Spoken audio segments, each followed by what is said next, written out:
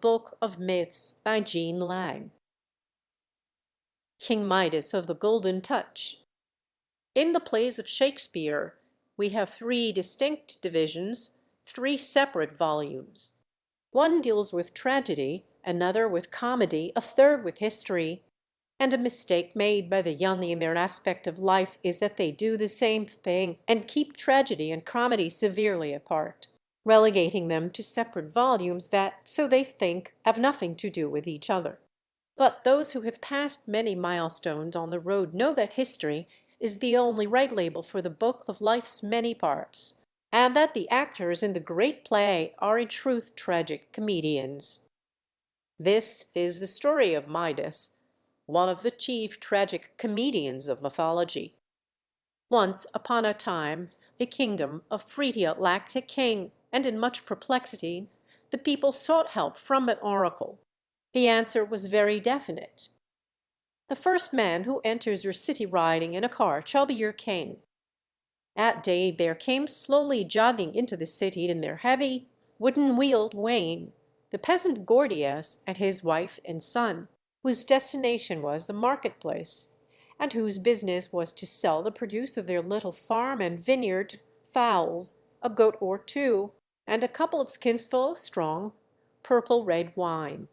An eager crowd awaited their entry, and a loud shout of welcome greeted them. And their eyes grew round and their mouths fell open in amaze when they were hailed as king and queen and prince of Phrygia. The gods had indeed bestowed upon Gordias, the low-born peasant, a surprising gift, but he showed his gratitude by dedicating his wagon to the deity of the oracle and tying it up in its place with the wiliest knot that his simple wisdom knew, pulled as tight as his brawny arms and strong rough hands could pull. Nor could anyone untie the famous Gordian knot, and therefore become, as the oracle promised, lord of all Asia, until centuries had passed, and Alexander the Great came to Phrygia and sliced through the knot with his all-conquering sword. In time Midas, the son of Gordias, came to inherit the throne and crown of Phrygia. Like many another not born and bred to the purple, his honor sat heavily upon him. From the day that his father's wain had entered the city amid the acclamations of the people, he had learned the value of power, and therefore from his boyhood onward power, always more power, was what he coveted. Also his peasant father had taught him that gold could buy power, and so Midas ever longed for more gold, that could buy him a place in the world that no descendant of a long race of kings should be able to contest. And from Olympus the gods looked down and smiled, and vowed that Midas should have the chance of realizing his heart's desire. Therefore one day when he and his court were sitting in the solemn state that Midas required, there rode into their midst, tipsily swaying on the back of a gentle, full-fed old grey ass, ivy-crowned, jovial, and foolish, the satyr Silenus, guardian of the young god Bacchus. With all the deference due to the friend of a god, Midas treated this disreputable old pedagogue, and for 10 days and nights on end he feasted him royally. On the 11th day Bacchus came in search of his preceptor, and in deep gratitude made Midas demand of him what he would, because he had done Silenus honor when to dishonor him lay in his power. Not even for a moment did Midas ponder. "I would have gold," he said hastily, "much gold. I would have that touch by which all common and valueless things become golden treasures." And Bacchus, knowing that here spoke the son of peasants, who many times had gone empty to bed after a day of toilful striving on the rocky uplands of Phrygia, looked a little sadly in the eager face of Midas, and answered, "Be it as thou wilt. Thine shall be the golden touch." Then Bacchus and Silenus went away, a rout of singing revellers at their heels, and Midas quickly put to proof the words of Bacchus. An olive tree grew near where he stood, and from it he picked a little twig decked with leaves of softest gray, and lo, it grew heavy as he held it, and glittered like a piece of his crown. He stooped to touch the green turf on which some fragrant violets grew, and turf grew into cloth of gold, and violets lost their fragrance and became hard, solid, golden things. He touched an apple whose cheek grew rosy in the sun, and at once it became like the golden fruit in the garden of the Hesperides. The stone pillars of his palace, as he brushed past them on entering, blazed like a sunset sky. The gods had not deceived him. Midas had the golden touch. Joyously he strode into the palace and commanded a feast to be prepared, a feast worthy of an occasion so magnificent.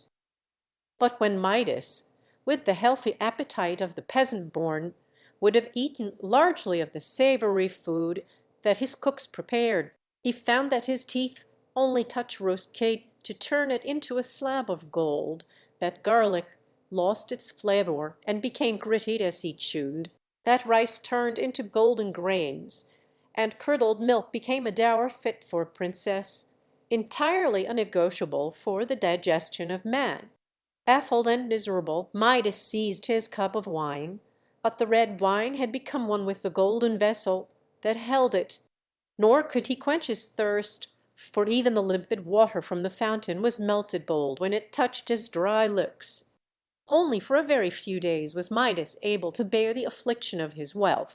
There was nothing now for him to live for.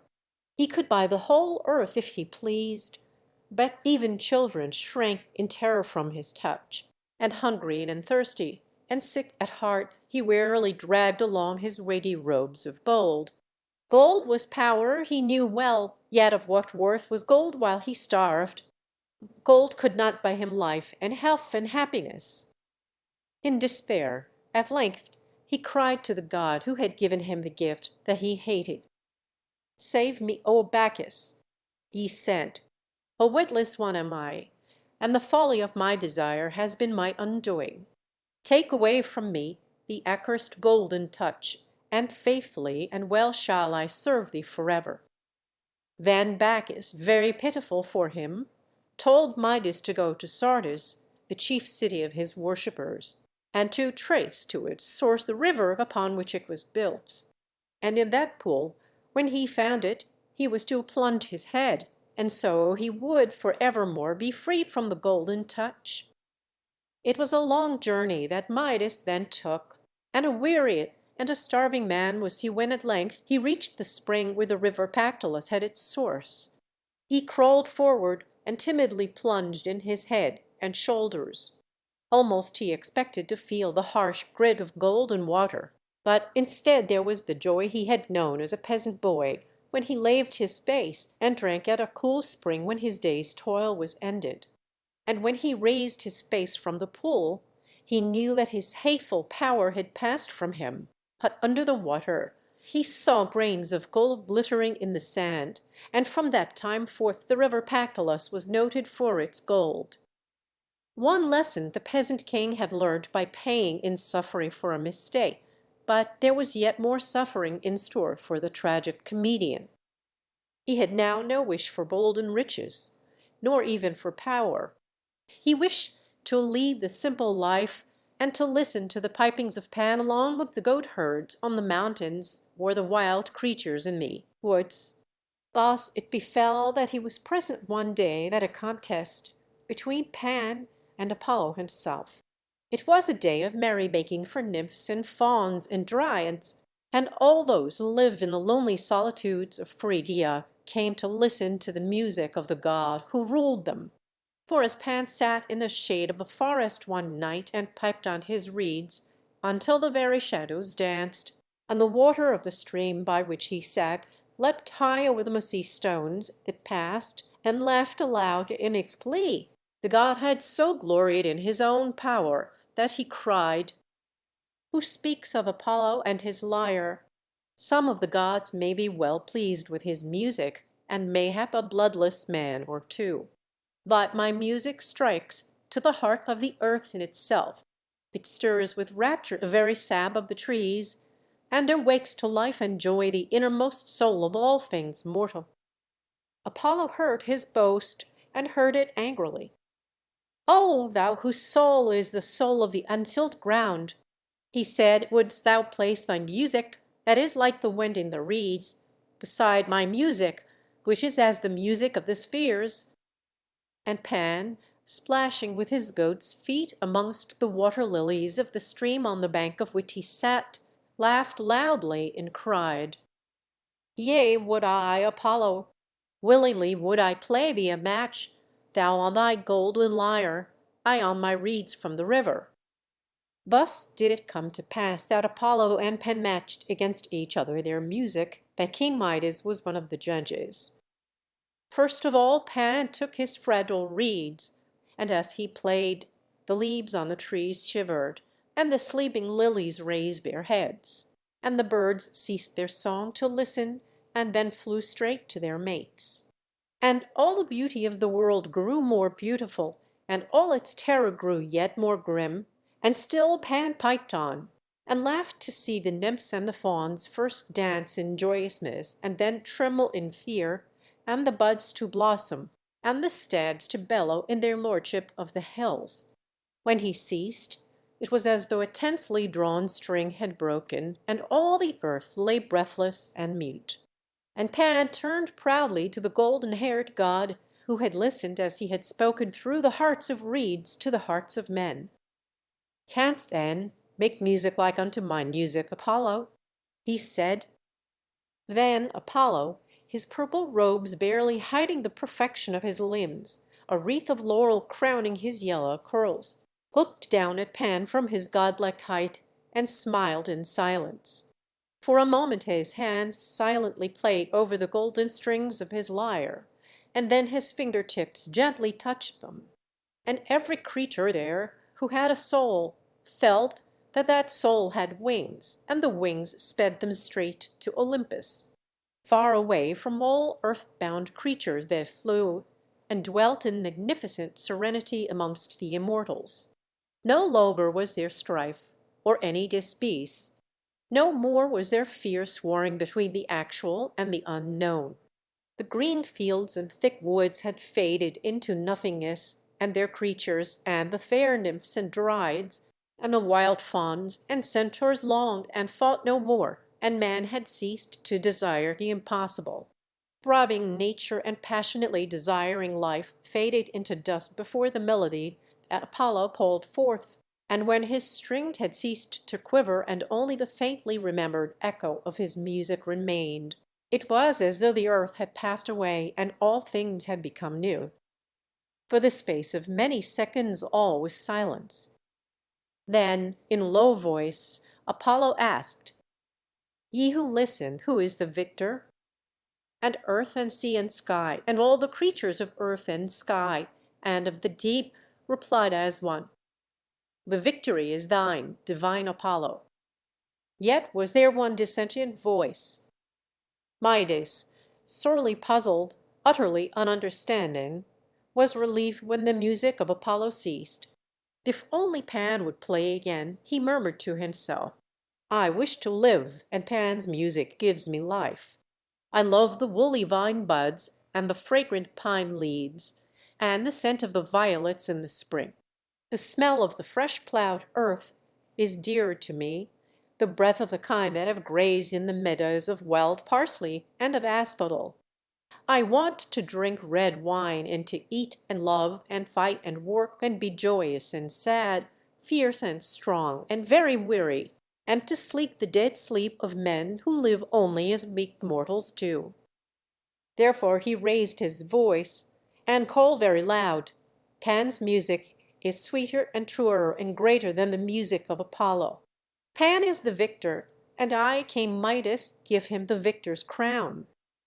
With scorn ineffable the sun god turned upon Midas, his peasant's face transfigured by his proud decision. For a little he gazed at him in silence, and his look might have turned a sunbeam to an icicle. Then he spoke. "The ears of an ass have heard my music," he said. "Henceforth shall Midas have ass's ears." And when Midas, in terror, clapped his hands to his crisp black hair, he found growing far beyond it the long, pointed ears of an ass. Perhaps what hurt him most, as he fled away, was the shout of merriment that came from Pan. And fauns and nymphs and satyrs echoed that shout most joyously. Willingly would he have hidden in the woods, but there he found no hiding place. The trees and shrubs and flowering things seemed to shake in cruel mockery. Back to his court he went and sent for the court hairdresser, that he might bribe him to devise a covering for these long, peaked, airy symbols of his folly. Gladly the hairdresser accepted many and many oboli, many and many golden gifts, and all Phrygia wondered, while it copy the strange headdress of the king.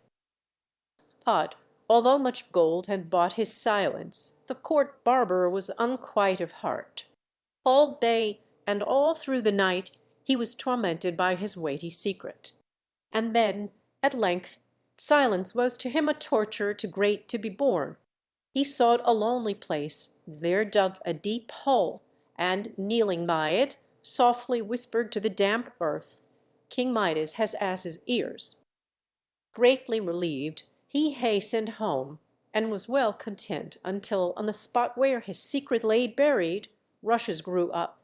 And when the winds blew through them, the rushes whispered for all those who passed by to hear, "King Midas has ass's ears." King Midas has ass's ears. Those who listen very carefully to what the green rushes in marshy places whisper as the wind passes through them may hear the same thing to this day, and those who hear the whisper of the rushes may, perhaps, give a pitying thought to Midas, the tragic comedian of mythology. The end.